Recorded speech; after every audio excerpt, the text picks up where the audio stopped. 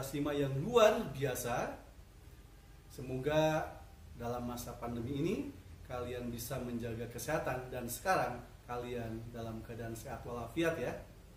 Baik, anak-anak yang terkasih, masih bersama saya Bapak Ujang Herman. Hari ini Bapak akan menjelaskan tentang materi muatan bahasa Indonesia, yaitu KD 3.8. Materinya apa?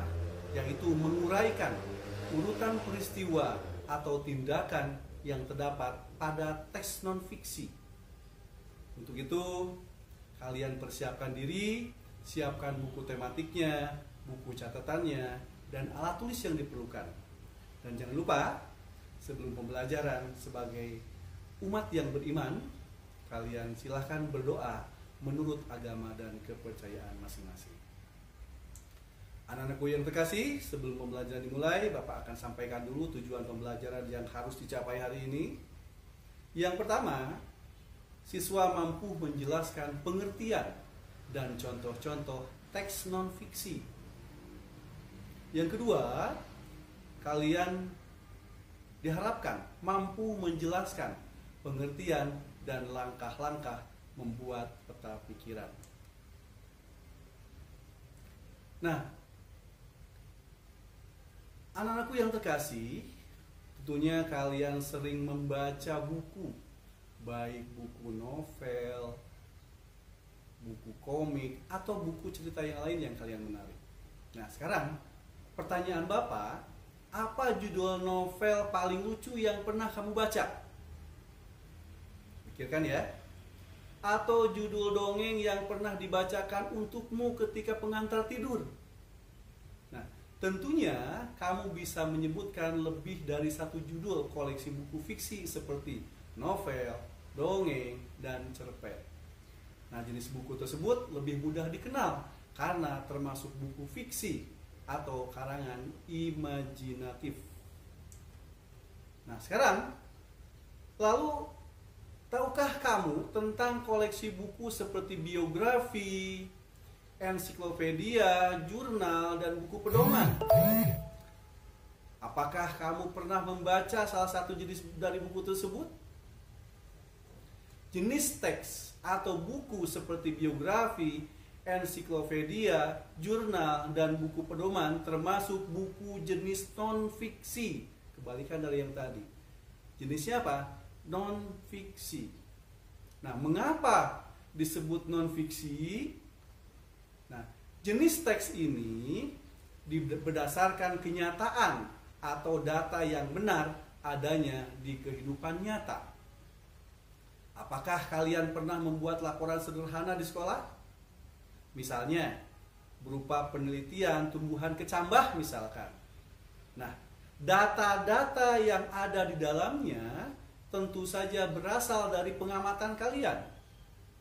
Jika dibuat sebagai laporan secara utuh, maka teks tersebut akan menjadi teks non-fiksi berupa laporan hasil percobaan.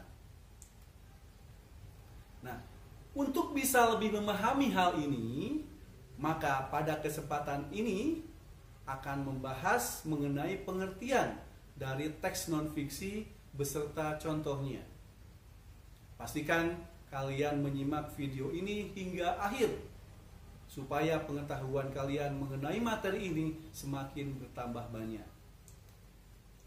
Anak-anakku yang terkasih, tadi sudah jelaskan, kita akan menjelaskan apa sih teks non-fiksi itu. Nah, teks non-fiksi ini adalah teks yang dibuat berdasarkan fakta, realita, atau hal-hal yang terjadi dalam kehidupan sehari-hari. Ya. Contohnya apa saja? Contoh teks non-fiksi, yang pertama biografi. Yang kedua, karya ilmiah. Yang berikutnya, laporan berita. Tulisan sejarah, jelas itu kalau sejarah nggak ada bohongnya ya kan.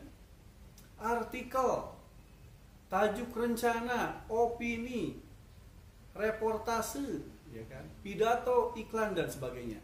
Nah, itu adalah contoh-contoh teks non-fiksi. Nah, biasanya teks non-fiksi ini berisi informasi tentang suatu peristiwa. Kita dapat mencari dan menemukan peristiwa tersebut dengan mengidentifikasi teksnya. Nah, apa caranya? Bagaimana caranya? Ya, nah, sebagai salah satu cara untuk mengidentifikasi adalah dengan cara membaca. Ya, sederhana kan? Dengan cara membaca. Kemudian mencatat gagasan pokoknya. Nah, catatan yang kita buat akan lebih mudah diingat kembali jika disajikan dalam bentuk peta pikiran. Nah, ini ada peta pikiran lagi ini. Setelah teks non-fiksi, apalagi ini peta pikiran. Bapak akan mencoba menjelaskan, ya. Nah, peta pikiran adalah suatu bagan yang digunakan untuk menggambarkan berbagai gagasan suatu teks. Nah, peristiwa dalam teks non-fiksi dapat ditemukan dengan membaca teks, betul dijelaskan, secara seksama, secara teliti. Kemudian urutan peristiwa dalam teks dapat diketahui dengan cara membaca teks secara berurutan dari awal hingga akhir. Nah, sekarang bagaimana cara membuat peta pikiran? Yang pertama adalah tuliskan satu tema besar pada bagian tengah kertas, ya kan? Contoh misalkan judulnya air. Nah, setelah dibuat judul tengahnya di situ di bagian tengah yang berjudul air tadi, maka yang kedua, langkah kedua adalah buatlah cabang dari tema tersebut terlebih dahulu. Contoh misalkan apa ya? Oh, fungsi air. Terus yang berikutnya, sumber air. Kemudian ciri-ciri air bersih dan sebagainya. Nah, itu cabang-cabangnya. Karena di situ temanya adalah air. Langkah yang ketiga adalah setiap cabang pada peta pikiran haruslah ditulis dalam bentuk kata atau frase saja. Kan fungsi air, sumber air, ya, ciri-ciri air bersih dan sebagainya. Itu adalah cabang-cabangnya.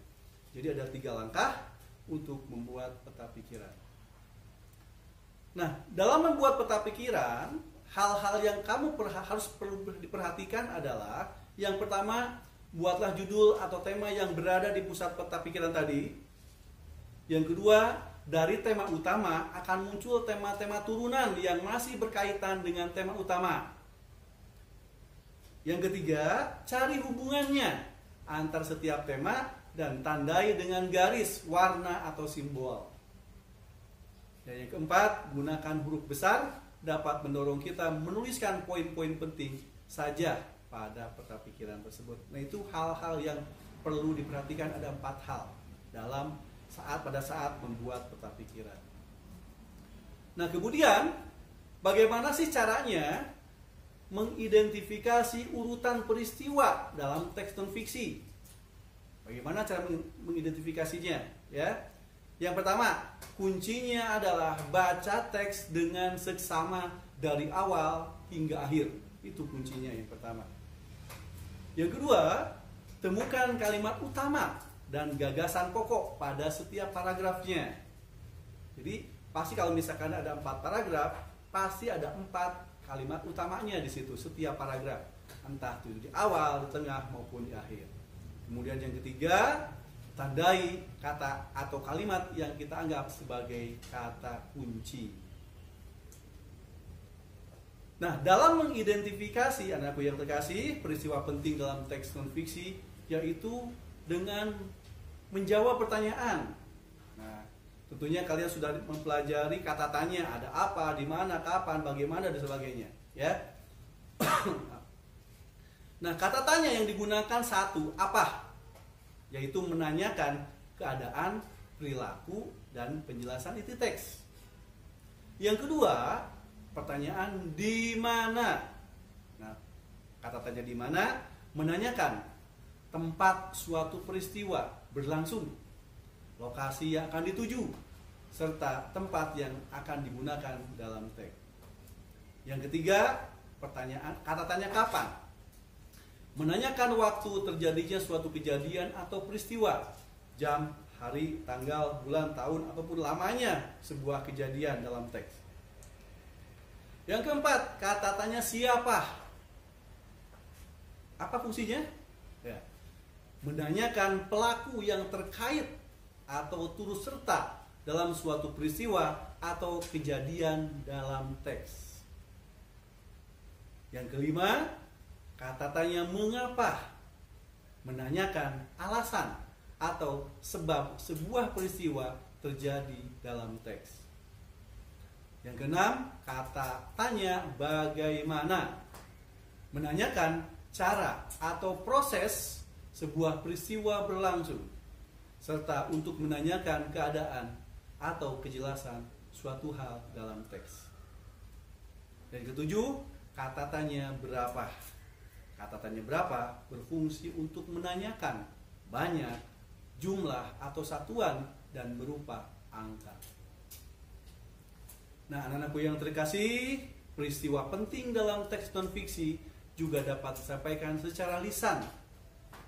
Kita dapat menyampaikan peristiwa tersebut dengan bahasa yang jelas sehingga pendengar dapat memahami informasi yang disampaikan.